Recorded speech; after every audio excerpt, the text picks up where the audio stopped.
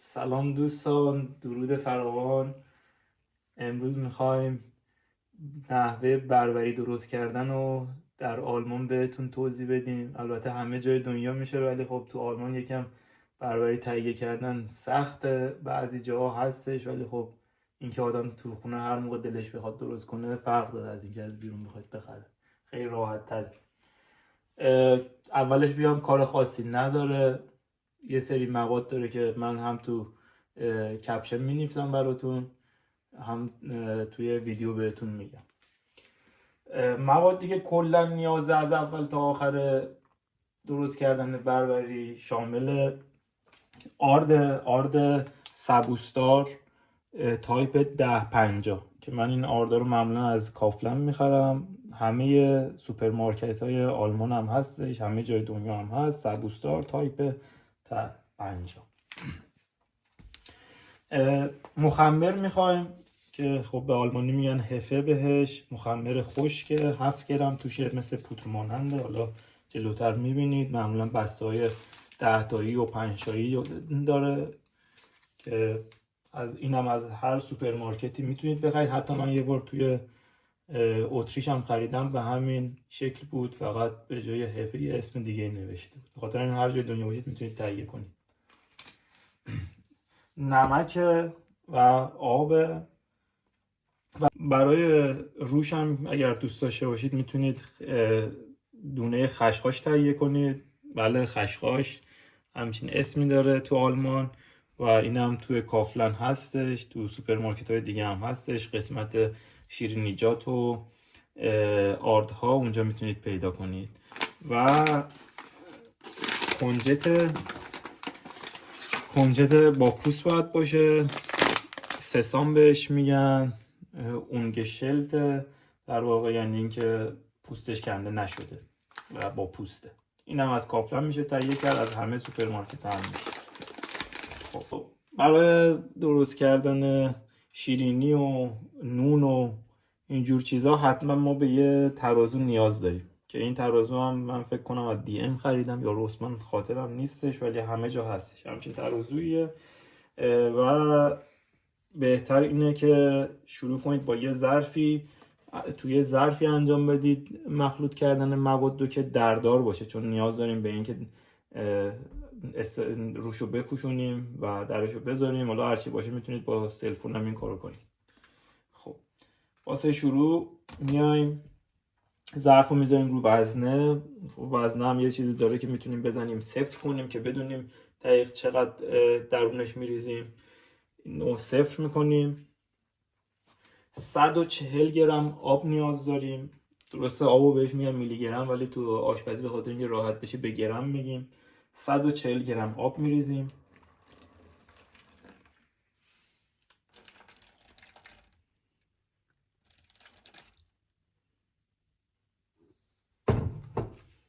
حالا دوستان 3 گرم 4 گرم این ور اون ور شد چیزی نیستش، فقط اندازهش باید 140 گرم باشه. و بعدش 1 گرم هفه به آب اضافه میکنید. این هفه هم خب 7 گرمیه. من قبلا اندازه گرفتم، دیدم که چون 1 گرم اندازه گیریش خیلی سخته، به خاطر همین اندازه گرفتم. دیدم که واسه یک قاشق چای خوری در واقع 7 تا پیمونه میشه، به خاطر همین یه پیمونه سرخالی به این حد در واقع 1 گرم تقریبا به آب اضافه میکنیم. اینو با آب مخلوط میکنیم، این هفر و مخمرمون رو دقیق. این بغلا رو همه جای ظرف و آب میزنیم که نچسبه به دورش مخمرمون و کامل تو آب حل شه. آب هم یکم رنگ سفید و شیرین میگیره. این کار رو 1-2 دقیقه انجام میدید تا دیگه دونه های مخمر رو نبینید تو آب.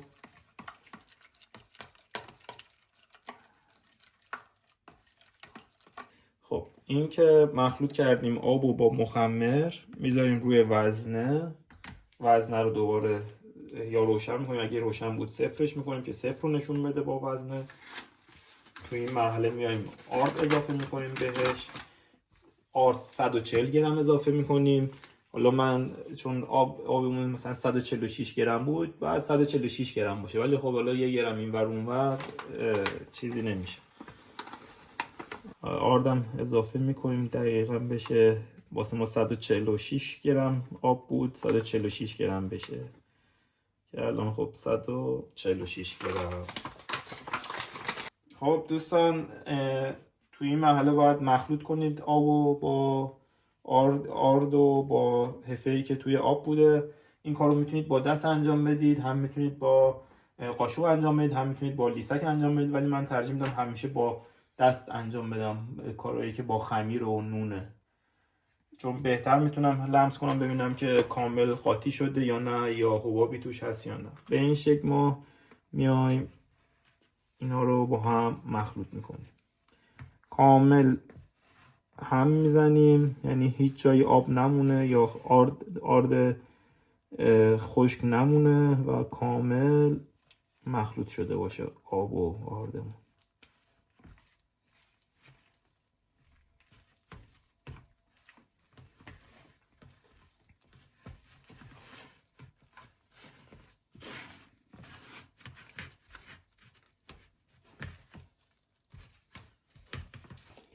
خب خوب که مخلوط شده و در واقع خمیرمون آماده شد، قشنگ این ور اون ور ته ظرف هر جا که چیزی چسبیده رو مخلوط میکنیم و میرسیم به این مرحله که همچین چیزی میشه خمیرمون. این خمیر در واقع برابر درست کردن تو 2 مرحله است. این مرحله اولش بود که انجام دادیم. این خمیر رو باید بذاریم ما بین نیم ساعت تا 1 ساعت بمونه، یعنی از نیم ساعت به بعد قابل استفاده، ولی پیشنهاد اینه که 1 ساعت بذاریم بمونه. در واقع در ظرف رو میذارید یا اگر ظرفتون در نداره با یه نایلونی میبندید و میذارید توی فضای بیرون یخچال، داخل یخچال هم نیاز نیست، تا همینجا میتونه باشه 1 ساعت بمونه. بعد 1 ساعت که خمیرمون موند میایم شروع میکنیم واسه ادامه کار. تو همین ظرفی که خمیرمون بوده میایم بقیه مواد یا بقیه ادامه کار رو انجام میدیم. میذاریم رو وزنه صرف میکنیم. توی این مرحله 220 گرم آب نیاز داریم.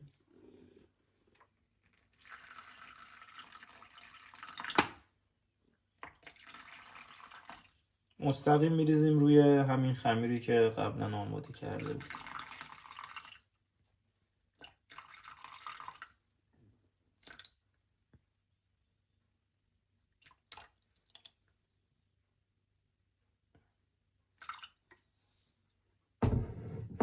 خب 220 گرم آب میریزیم، 1 گرم مخمر بهش اضافه میکنیم.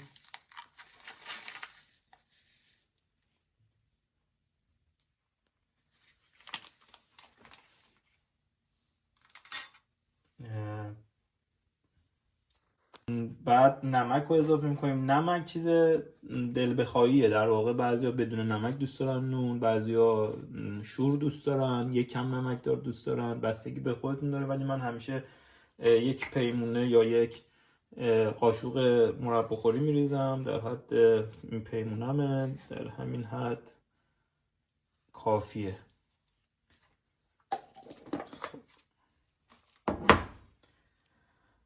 آب و مخمر رو با نمک رو که ریختیم 1 کم مخلوط میکنیم که درسته توش الان خمیر قبلمون هم هستش، ولی 1 کم روش رو مخلوط میکنیم که بهتر قاطیش حل شه در واقع نمک و مخمرمون.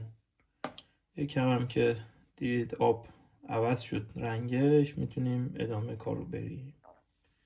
بعدش میایم 340 گرم از آردمون بهش اضافه میکنیم. حواستون باشه که وزن روشن باشه، صفر باشه که به اندازه گیری راحت باشه. 340 گرم آرد اضافه میکنیم.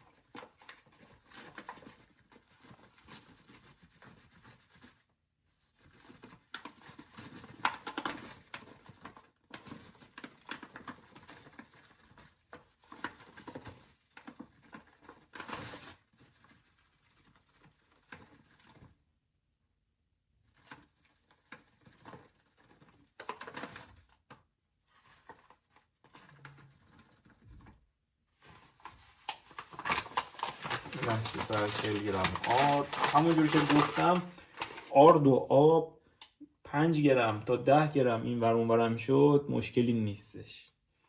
خب این موادمون که ریختیم با هم مخلوط میکنیم تا به شکل خمیری درآد.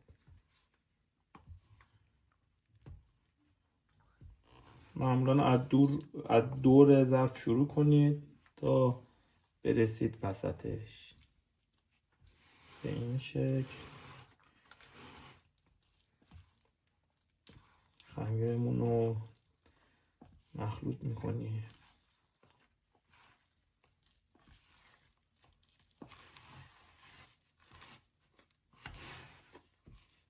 نیازی به چنگ زدن نیست، همین که از زیر مواد رو بیارید رو آب یا ببینید کجا خشک‌تره آب رو به اونجا برسونید که یک نواخت بشه خمیرمون کافیه، نیازی به چنگ زدن نیستش.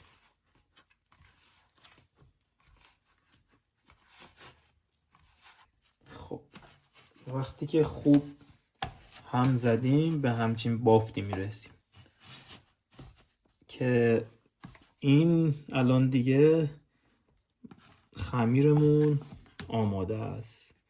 این خمیر، این موادی که من تو این ویدیو گفتم برای 2 تا بربری اندازه نرماله، ولی میتونید با هم بذارید یه دونه سینی فر بزرگ درست کنید، ولی من معمولا اینو 2 نصف میکنم، یه قسمتش رو برمی‌دارم واسه یه روز یه دونه بربری، یه قسمتش هم واسه یه روز دیگه. این مواد اون باید حداقل یه شب توی یخچال بمونه. یعنی شما اینو 2 قسمت میکنید، درشو میذاریم توی یخچال. شب مثلا درست کردید، فردا صبح ساعت 7-8 صبح به بعد دیگه آماده است که میتونید استفاده کنید. و این خمیرم میتونه تا 2 شب 3 شب هم بمونه. یعنی میتونید الان درست کنید واسه فردا پس فردا و 2 روز دیگه هم حتی استفاده کنید. پس درشو میذاریم توی یخچال یه شب بمونه. خب دوستان الان این خمیرمون یه شب موندش توی یخچال، به این شکل در میادش. من نصفشو قبلش برداشتم 2 نصف کردم همونجور که گفتم. الان نصف اون خمیریه که گذاشته بودیم. قبل از اینکه شروع به کار کنیم باید فر رو آماده کنیم. واسه آماده کردن فرم یه دونه ظرف فلزی برمی‌داریم، یه تا نصفه پر میکنیم یا کمتر 2-3 سانتی آب پر میکنیم، میذاریم توی فر. تنظیمات فرم اینو میذاریم کف فر، سینی رو در میاریم فقط آب باشه. تنظیمات فرم میذاریم توی 270 درجه پایین و بالا. اینو میذاریم تا بربری رو بریم آماده کنیم. میایم سینی فر رو برمیداریم، یه دونه بک پاپیا یا همون کاغذ نچسبی که برای شیرینی پزی همه جا هستش، بک پاپیا میذاریم کف ظرفمون و خمیر رو برمیگردونیم روی بک پاپیا. قبل از اینکه بخوایم به خمیر دست بزنیم دستمون رو خیس میکنیم که به خمیر نچسبه، که دورش رو بگیریم برگردونیم روی صفم. این شکل دورش رو میگیریم که از کنارها جدا شه. یک کم میاریم وسط خمیر رو. هیچ کار عجیب غریبی هم نمیخواد کنیم. اینو برمیگردونیم روی این، خودش آروم میاد بیرون از ظرف. از ظرفی اومد بیرون جوری آروم جدا میکنیم. این میشه خمیر. داخل این ظرفی که استفاده کردیم یکم آب میریزیم که هی دستمون رو خیس کنیم که میخوایم کار کنیم با خمیر نچسبه.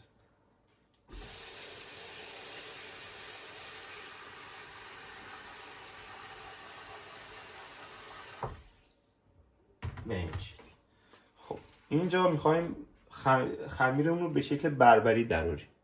دستمون رو، دست راستمون، حالا اگه چپ دست چپتون رو یکم خیس میکنید نوکشو.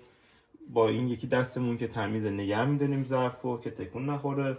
شروع میکنیم پخش کردن خمیر. اولم درازاشو پخش میکنیم بعد به پهنا.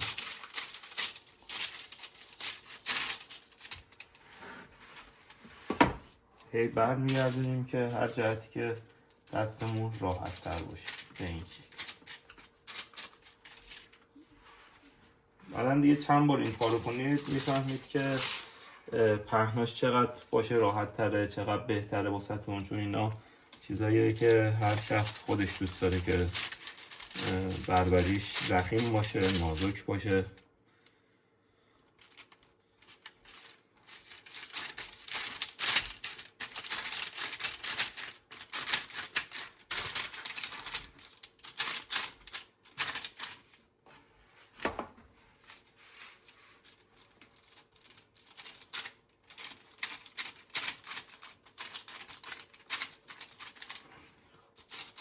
یک کم که اونجوری پهن کردید به درازا و رسید به این بالا پایین بک پاپی ها، شروع میکنیم حالا به پهن و پخش کردن، کاری که دیدید تو نونوایی ها میکنه.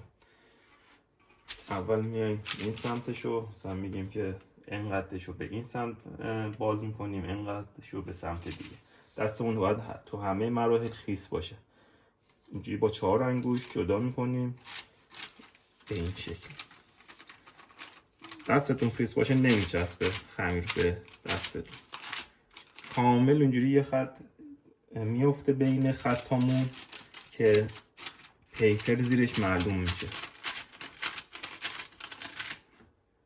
هی دستمون رو خیس میکنیم واسه هر لاینی که میخوایم بزنیم و به این شکل پخش میکنیم. حالا سمت دیگه شو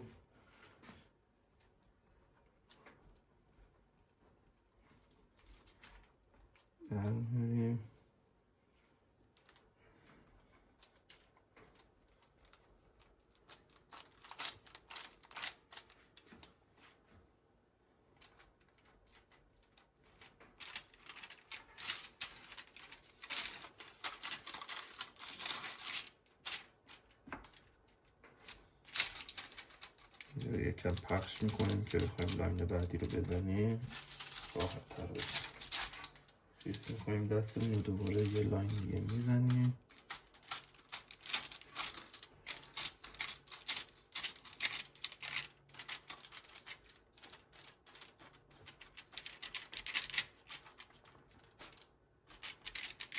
به این شکل. این بربری رومال هم نمیخواد، چون که دستمون هم هی خیس میکنیم میزنیم روش، خودش یکم نم هستش که بتونه کنجتو با دونه هایی که بهش میخوایم بپاشیم و جذب کنه. خب الان خمیر آماده است. دستمون رو میشوریم، خشک میکنیم که به خشخاش نچسبه. اول خشخاش رو روش پخش میکنیم. این همون خشخاشی که اول ویدیو بهتون نشون دادم، بفتم تو ظرف. به این شکل خیلی آهسته روش پخش میکنیم. یه مقدارش چقدر باشه دست خودتونه که چقدر دوست دارید بربریتون خشخاشی شه. اینجوری پخش میکنیم قشنگ دورش.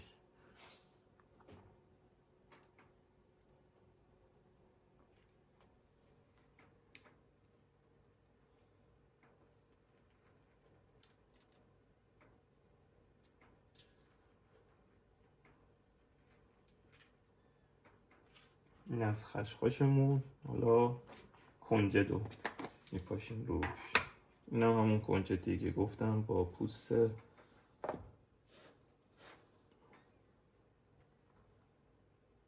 کنجد یکم دوناش درشه، با دستتون هم میشه مستقیم روش پخش کرد.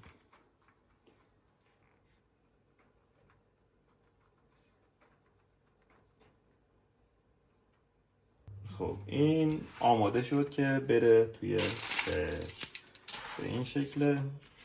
همین رو میذاریم تو فری که قبلا آماده کردیم. میذاریم طبقه بالای فر و تو 10 دقیقه تا یه رو شاید بعضی موقع 20 دقیقه نگاه میکنیم تا ببینیم که به شکل بربری در رو. حالا من در آخر ویدیو بهتون نشون میدم. خب این الان بربری ماه که تقریبا 10 دقیقه 12 دقیقه توی فر بوده دیگه. الان تقریبا آماده است. خاموش میکنیم میاریم بیرون. بخار زد. پخش و پلون نشه بیرون دیگه. آماده است چیزمون. بربریمون میگیریم از این لبه ها میذاریم روی اوپن. این از بربری که هستش. بعدن دیگه یواش پیپرش رو جدا میکنیم و خورد میکنیم و میشه جام میکنیم. شدش نون بربریمون. این روش این زیرش قشنگ مثل بربری خودمون میشه تو ایران. اینا رو میتونید جداتر کنید، نازکتر کنید، هر جور که خودتون دوست دارید. و همون جور که گفتیم نه رومال میخواد، نه کار خاصی میخواد، نه مواد خاصی میخواد. خیلی ساده است. فقط یکی دو بار درست کنید دیگه دستتون میاد که چه شکلیه. من اینو همیشه 3 قسمت میکنم راحت تر بشه سر سفره خورد.